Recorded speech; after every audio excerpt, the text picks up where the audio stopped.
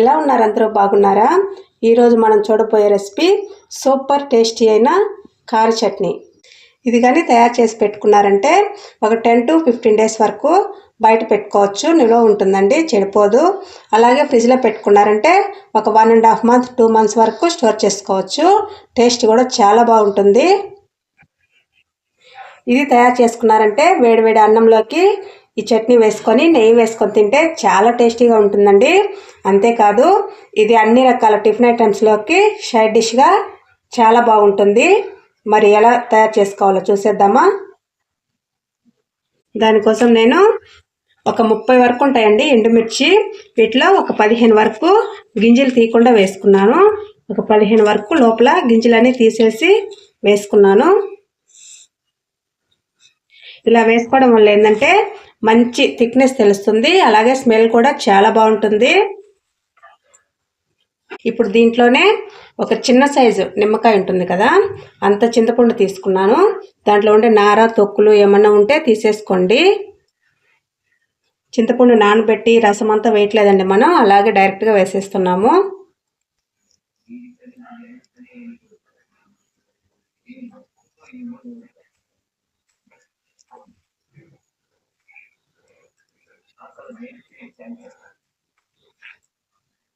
ఇలా అంతా నీట్గా తీసేసి వేసుకోండి. ఇప్పుడు దీంట్లో ఒక 1/4 కప్పు వరకు వేడి నీళ్ళు పోసుకుంటున్నాను.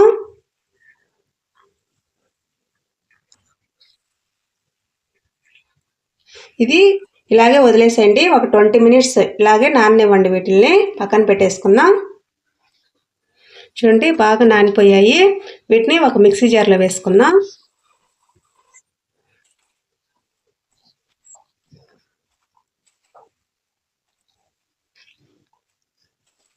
వాటర్ పడేయకండి, ఉంచండి.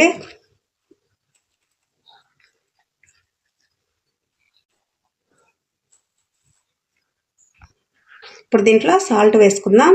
మీకు రుచికి సరిపడా వేసుకోండి.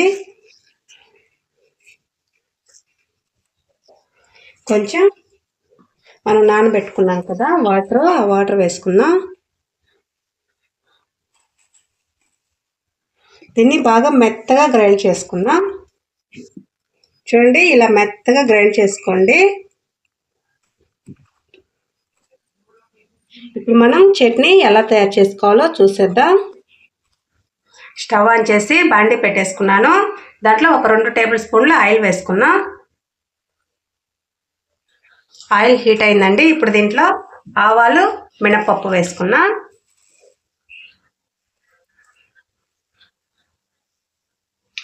ఇవి బాగా ఫ్రై అవ్వాలి. ఇప్పుడు దీంట్లో వెల్లుల్లి రెబ్బలండి ఒక 25 వరకు తీసుకున్నాను. పొట్టు తీసి ఇది సన్నగా తరిగి పెట్టుకున్నాను. ఇది వేసుకుంటున్నాను.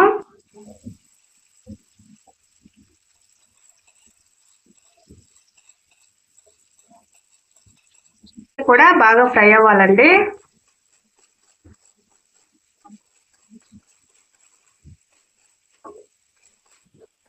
చూడండి వెల్లుల్లి రెబ్బలు ఫ్రై అయిపోయాయి.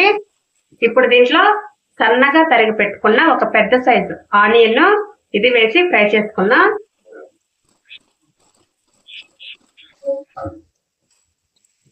ఇప్పుడు దీంట్లో కొంచెం సాల్ట్ వేసుకుందాం.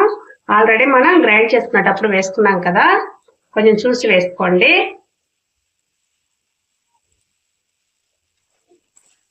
ఆనియన్ బాగా ఫ్రై అవ్వాలండి.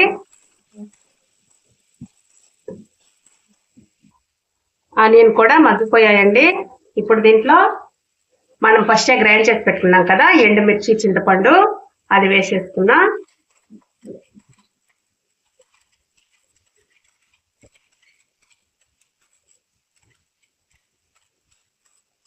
దీంట్లో జార్ కడిగిన వాటర్ వేసేసుకుంటున్నాను. నేను గ్రైండ్ చేసేటప్పుడు కానీ ఇప్పుడు జార్ కడిగిన వాటర్ కానీ మొత్తం ఒక 1/2 కప్పు వరకు వాటర్ వేసుకున్నాను. ఇదంతా బాగా కలిపేసుకున్నాం.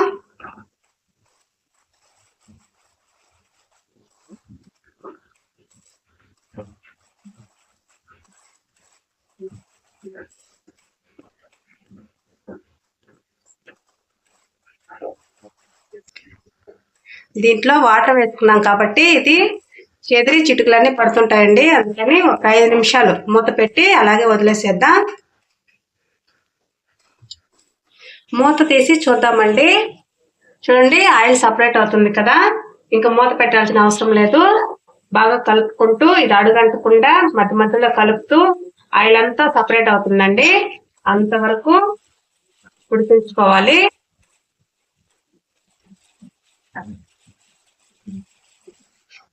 ఆయిల్ అంతా సపరేట్ అయ్యి కొంచెం గట్టిగా తయారవుతుందండి.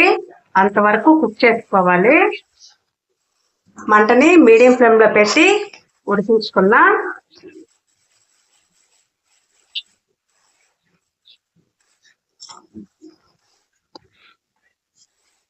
దీంట్లో మీరు ఈ టైంలో 1 టేబుల్ స్పూన్ బెల్లం వేసుకోవచ్చండి. అది మీకు నచ్చినట్లయితేనే, లేకపోతే స్కిప్ చేయండి.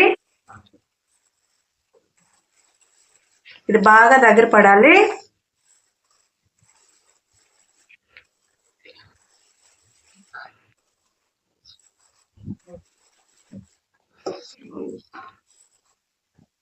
ఈ చట్నీ కనుక రెడీ చేసి పెట్టుకున్నామంటే మనకు ఒక్కొక్కసారి పొద్దున్నే లంచ్ బాక్స్ రెడీ చేసుకునేటప్పుడు టైం సరిపోదు కదండి. అలాంటప్పుడు ఇది బాగా ఉపయోగపడుతుంది. ఇంగ్రీడియంట్స్ కూడా అన్నీ మన ఇంట్లో దొరికేవేనండి. పెద్ద టైం కూడా పట్టదు.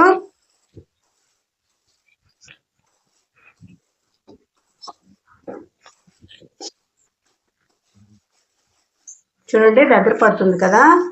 ఆయిల్ కూడా సపరేట్ అవుతుంది. చూడండి, బాగా దగ్గర పడిపోయింది. ఆయిల్ అంతా కూడా సపరేట్ అయిపోయింది. చూడండి, ఇలా తొక్కులాగా రావాలండి.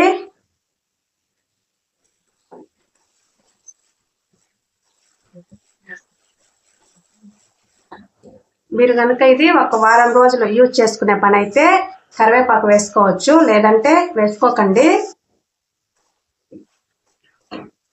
రెడీ అయిపోయింది. ఇప్పుడు స్టవ్ ఆఫ్ చేసుకున్నాం. కారం చట్నీ రెడీ అయిపోయిందండి.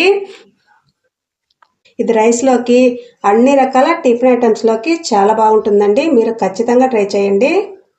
వేడివేడి అన్నంలోకి ఈ కార చట్నీ వేసుకొని కొంచెం నెయ్యి వేసుకొని తిన్నారంటే టేస్ట్ అనేది అదిరిపోతుందండి.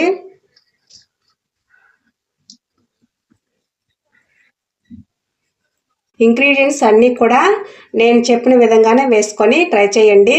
మీకు ఖచ్చితంగా నచ్చుతుంది. ట్రై చేసి మీకు టేస్ట్ అనేది ఎలా అనిపించిందో మా కామెంట్ బాక్స్లో తెలియచేయండి. ఈ వీడియో కనుక మీకు నచ్చినట్లయితే మా ఛానల్ని సబ్స్క్రైబ్ చేసుకోండి. Thank you.